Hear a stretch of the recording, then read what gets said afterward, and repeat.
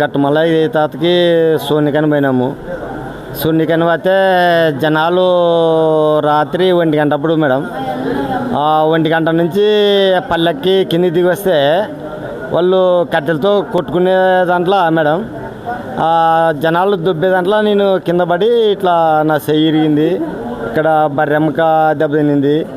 కాలు నన్ను ఇక్కడ కడతకి పడింది మేడం. వినేదే మేడం, కొట్టుకునే వాళ్ళు చచ్చిపోతారు మేడం. భగవంతు సాక్షాతంగా మన అందరికీ, నాకు ఒక్కనికే కాదు ప్రతి ఒక్క బిడ్డ భగవంతుడు కానీ మన అందరిని కానీ అలాగే చూసుకుంటాడు మేడం. సాక్షాతంగా పరమేశ్వరుడు గట్టుమల నరసప్పమ్మ ఆధ్వర్యమ్మా.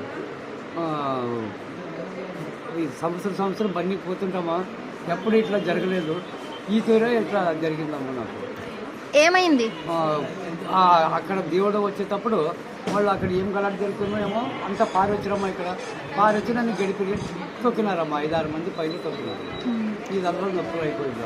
మీరు ఒకటే పోయినారా? ఇంకొక ఆయన ఉండమ్మా. ఆయన ఎక్కడున్నాడో ఏమో తెలియదమ్మా. మీరు ఇట్లా జనాలు వచ్చే దగ్గర ఎందుకున్నారు? లేదమ్మా, ఎక్కడ చూసినా జనమే ఉంటారమ్మా. అవును, చాలా దూరంలో ఉన్నాను కొండ పైన కూడా. అంటే జనాలు ఉంటారు కరెక్టే, కానీ అట్లా బన్నీ తీసుకొచ్చే సమయంలో మీరు అక్కడ ఎందుకున్నారు అని చెప్తాను. దేవుని చూసేదానికి ఉన్నామమ్మా అంతే.